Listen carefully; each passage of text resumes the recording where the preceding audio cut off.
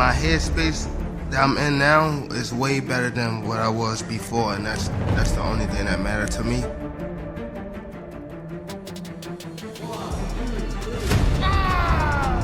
You know, it's so economical. Like, he puts pressure on guys without throwing too many punches, and then starts to figure holes out, and the way he can explode and move in with one shot, my God. All-time great heavyweights, all right? And it shouldn't be. But he's sparring the heavyweight, the level of heavyweight that, you know, more experienced than Jake Paul, right? But Jake Paul has beaten those heavyweights himself, all right? Gervonta Tank Davis came out swinging on the Joe Rogan Podcast, and his message to Jake Paul was pure fire. With his trademark calm intensity, Davis made it clear this isn't just another spectacle or money grab.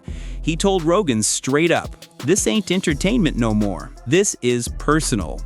And you could feel the shift. This fight just got real. And now it's just like, I don't know, probably it was a good thing, us fighting. Because you have someone that, we come from two different sides, like, of the world. We still on the same path to get the same thing. You know, I gotta be in there with him. I gotta be able to, you know, his arm reach, his size, his power, the way he moving and things like that. I just gotta adapt as I fight him. I think it's gonna be a great event. Every time I fight is fireworks. Boxing wins come November the 14th. We just giving boxing what it needs, and that's excitement. For Davis, this showdown isn't just business, it's redemption. After that controversial draw with Lamont Roach Jr. in March 2025, some fans started whispering that Tank had lost his edge. But he's using this fight as a statement, a reminder of why he's still one of boxing's elite. He's not just defending his legacy, he's rebuilding his dominance, even if this bout doesn't come with an official title. With Tank, first off, don't watch Tank. Don't do it. You know what I'm saying? You support it, then what you doing? You can't not support and support at the same time, right? So if you're a boxing purist, then this fight with Roach is really more for you. It's going to be more up your alley, you know? If you just like all entertainment, all fights, all hypes, all everything, then you're going to want to tune in to the Tank and Paul show there, you know, because that's all for entertainment. What is it? For entertainment purposes only, right? It's just say like somewhere in the small print of the promotion. For entertainment, don't do this at home, kids. You know, so fine. Disclaimer. Yeah, disclaimer. For entertainment purposes only, you know. So, you know, it's money-making purposes only, you know. Jake Paul, to his credit, isn't downplaying the challenge. He's admitted that facing Gervonta Davis is the toughest test of his career, a fight that could define his place in boxing. Sure, he's got size and reach on his side, but he knows that won't be enough. Against one of the pound-for-pound best, Paul says he has to be sharper, smarter, and more focused than ever before. That I've actually ever been, because I know how good these people are that I'm sparring, and being able to see how good they are and knowing how good Tank is, it's actually going to be my toughest test to date. Yeah, I think, Jake, you could make the argument, right? Pound for pound wise, this guy's the most ferocious dude in the whole sport, couldn't you? For sure.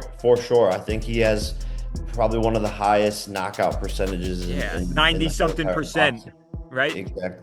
Exactly. And just his speed, his elusiveness, his ring IQ, his conditioning. You know, he's gone 12 rounds so many different times, something that I've never even done. So he's going to be sharp all the way through. I mean, the list goes on. And so just actually being vulnerable for a second, it's like, this is crazy. This is scary. It's kind of keeping me up at night. Jake, how do you prepare for, like you said, a guy who is shorter than you?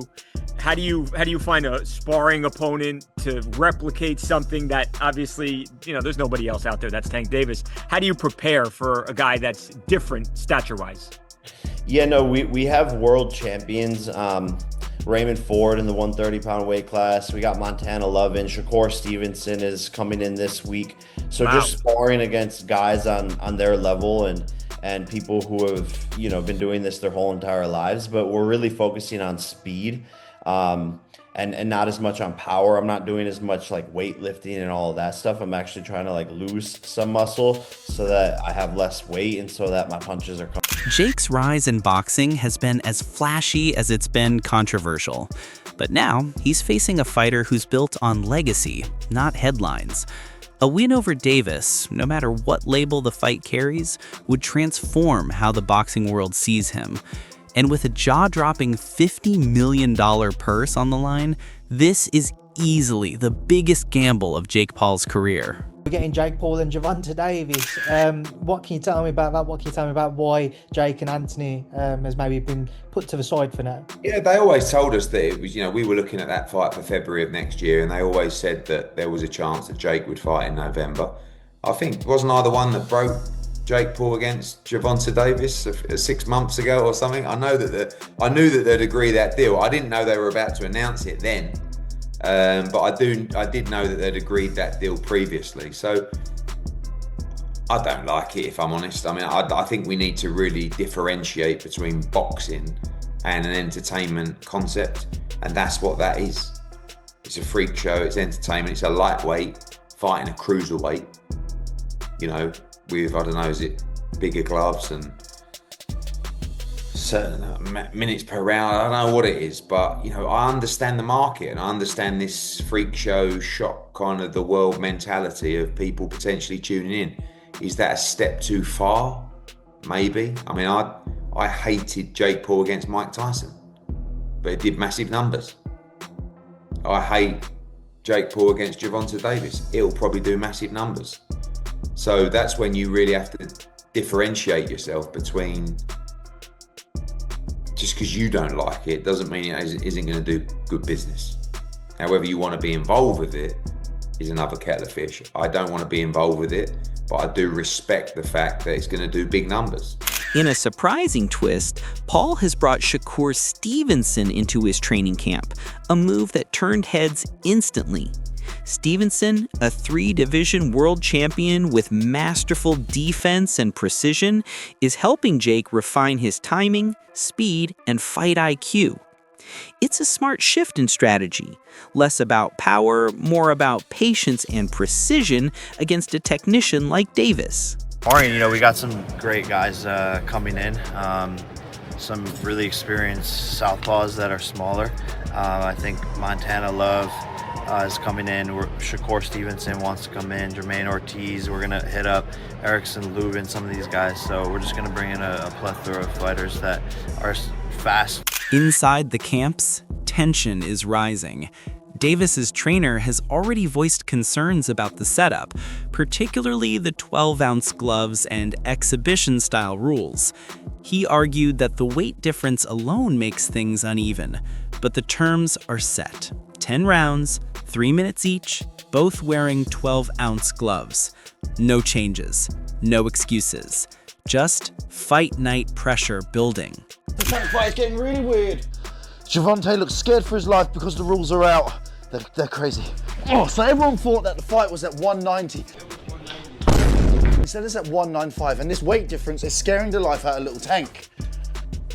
Over 10 3-minute rounds. I said it was 190. The next dispute comes with the gloves. Little Tank is used to fighting in 8-ounce gloves. Baby glove. This fight will be in 12. Hands might be too small. Also, Tank just fought in a 12 3-minute round fight against Roach. Yes, and now he's fighting in 10 3-minute rounds, which isn't too bad. Well done, Jake. Exhibition though, can he win? Yes, he can actually win. It will be overlooked by 3 sanctioned judges. So he can actually still win and knock him out. But here's the trick. It's body punches only. And there's a reason. That's because Tank said, look, this is a bit unfair. I don't want to punch up. I want to punch at my head height. Where does it fall? At Jake Paul's belly. Oof. So apparently we've heard there's no knockdown rules, but aside from that, it's a pretty well-rounded fight. Oh yeah, and there's some drug testing involved. But Jake Paul for the win. My only concern is, the gloves. You understand what I'm saying? Because we don't fight in 12-ounce gloves. We don't use 12-ounce gloves. That's training gloves, you know what I'm saying? I'm like, that's 2 pounds away from Jake. He fights in 10s. Tank fighting 8s, so he losing 4 ounces. So my thing is, I said, they said, put Tank in 8s, put him in 10s. that makes the fight more interesting. You know what I'm saying? And we'll go from there because I understand. And I brought that question up to one of his handlers. They was, no, we don't want to do no mixed match. It's supposed to be an expedition. What's the matter? What, you know, now y'all want the wins and the loss. You know what I'm saying? All these prescriptions, but you want to be great. Being great is really pushing the envelope. You know what I'm saying? You know, Tank don't really care, you know? So when I brought this up, he said, dang, facts. You know what I'm saying? So, again, you know, he can weigh the 10s and we weigh the 8s. And despite its exhibition tag, this event feels every bit like a mega main event. Netflix has locked in the streaming rights, the promotions rolling hard, and even the posters, styled like Grand Theft Auto, have gone viral. With a stacked undercard featuring world title fights, all eyes will be on this explosive matchup. When the bell rings, entertainment ends, and legacy begins. Pretty much in their prime. But other than the size mismatch, most people are wondering why has Tank taken this fight? And those were the first questions targeted to Tank in this presser. Because usually these sorts of bouts are relegated to the latter part of your career. And for most Gervonta Davis supporters, they thought they would get the big fights next, the Shakurs. They didn't think he would be fighting Jake Paul. Although Tank tried to push it off as fans should just be happy watching the sport and hey, haters will be haters, I think that's quite unfair to the people who have been loyal supporters of him and honestly have paid his bills.